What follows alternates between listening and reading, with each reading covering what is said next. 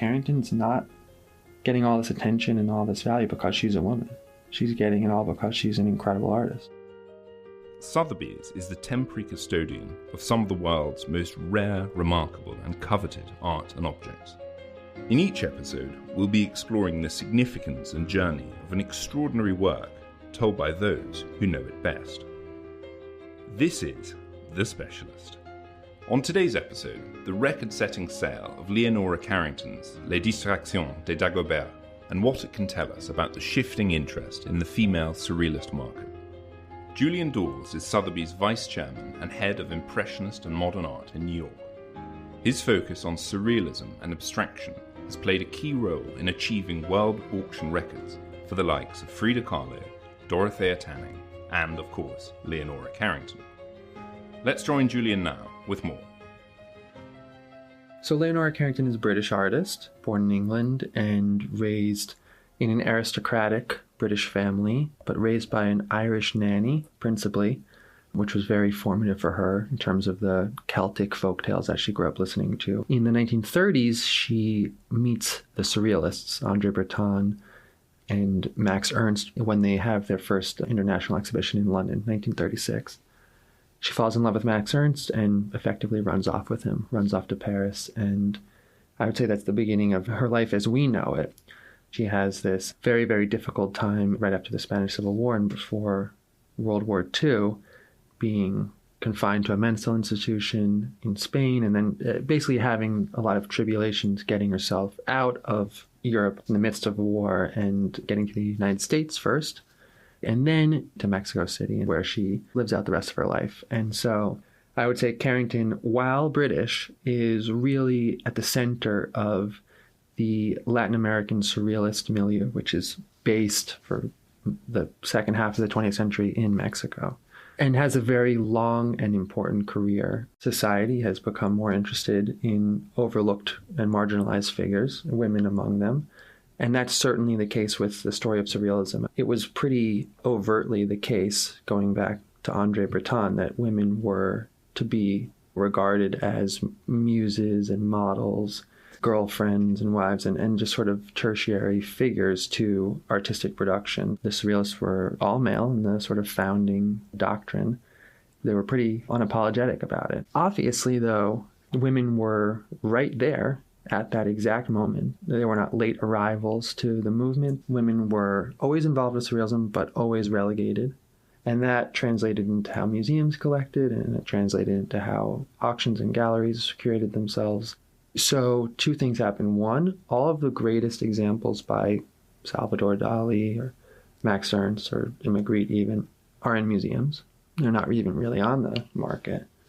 In my opinion, the more sort of practical or obvious explanation is a market one. I mean, you had this incredible delta in value, in price point, between what ultimately were average examples by male artists that came to market and world-class, one-of-one examples by female artists. And to its credit, the market corrected that. And I think it became apparent to people simply on the basis of merit and quality. Not having any idea who had created a painting, collectors would come in and just be drawn to these things and say, that is magnificent. The other thing that's happened over that period of time is that there's been a big effort on the part of museums around the world to really recognize female artists, of course, broadly.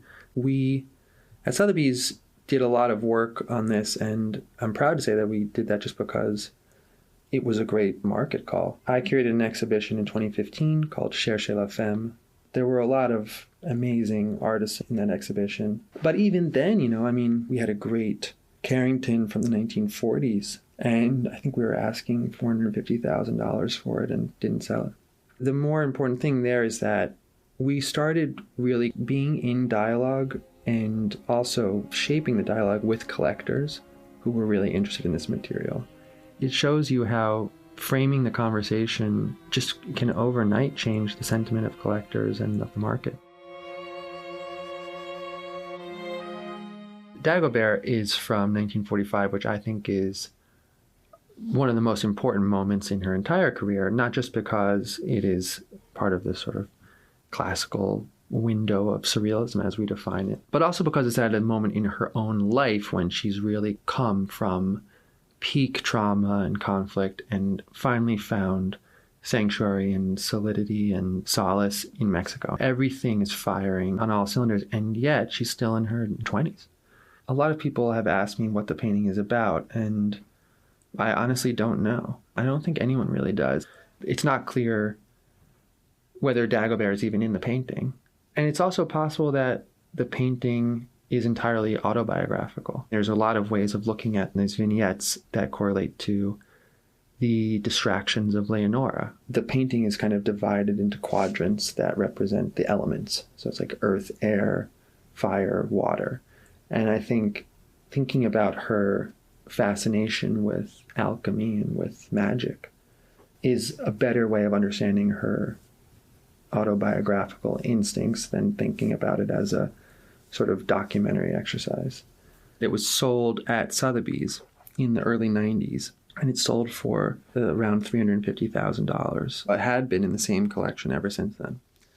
Eduardo Constantini, the person who bought it in our sale in 2024, had underbid it at that time, and he had regretted not getting it ever since. They had consigned a fabulous Impressionist painting to us during the pandemic, and that was when I got to know the owner of this painting. And I had known about Dagobert, obviously, since 2015 when I had put the show together. It had been on my radar. It was something I was hesitant to even bring up because when you say, like, oh, should we ask the owner if they would sell that? You know, it's sort of like, oh, yeah, great idea. Maybe next we'll call up the Louvre and see if they'll sell the Mona Lisa. You know what I mean? At some point, I remember really well having the sort of courage to just bring it up and to call the person and say, by the way, your Carrington painting, I think that it's worth a lot more than people realize. And I think we could sell it for a lot of money. And the owner, to their credit, said, I believe that you do see that, but I see that too. And we can have a conversation, but it would have to really, really, really be compelling. And that was the beginning of a 3 or 4 year conversation. I think that when I first called, I had kind of like taken a deep breath and been like, I think we could sell it for $6 million. And I thought that was a bold number. Understanding that at the time, the record for Carrington was newly just over $3 million. That number did not impress the owner, but it really began this dialogue with them and this process that I think is really fascinating looking back on it, because it was a conversation with the entire team here about what something could be worth. There was a point at which we left data behind, and it really became about just trusting our instincts and really trusting the painting to live up to whatever number that we put on it. $12 to $18 million was our estimate, and we guaranteed the work ourselves. In the days leading up to the sale, there was this kind of energy, this buzz. No one had written a bid in and ahead of time. No one had expressed that they were willing to go to some maximum level. But it was enough that I remember saying to people who were bidding on it, I think it's going to make over $20 million. The auction was amazing because we all would have been delighted if it had just sold to that one person who guaranteed it in the end, because that still would have been a record price by 5 times. It would have been a huge win for Sotheby's. But in the end, we had the buyer of the work, Eduardo Constantini, in the room, which really created so much energy and kind of aura, not least because of the whole arc of the story of his relationship with his painting, having underbid it in the early 90s and never stopped thinking about it. But then to see that we ultimately had 3 other phone bidders was just really a great validation of the work itself and its ability on its own to resonate and to connect with people and to speak for itself in terms of justifying its own value and not having to be something that we were imploring people to get on board with. And in the end, it turned out that even to go from an artist record of 3.2 million to 12 million, we were off by half, and it ended up selling for over $28 million, which was just incredible. It's fascinating to put that into context because the record for Salvador Dali at auction is not much more than that. It's more than the record for Max Ernst. It's more than the record for most male surrealist artists. When I think about all the progress and all the movement that I've watched since 2015 in terms of values for all of these female surrealist artists, the reason why I think you still have so much energy and so many people pouring into the market, so many bidders, so much depth today is because it's obvious that there's still a long way to go. And that artists like Remedios Varo and Dorothea Tanning, I think, are destined to reach similar heights to Carrington. And I think Carrington will continue to push the boundary.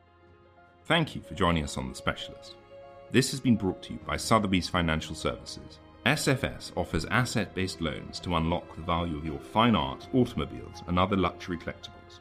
To step further into the world of Sotheby's, visit any one of our galleries, which are open to the public. Go to sotheby's.com to find out more.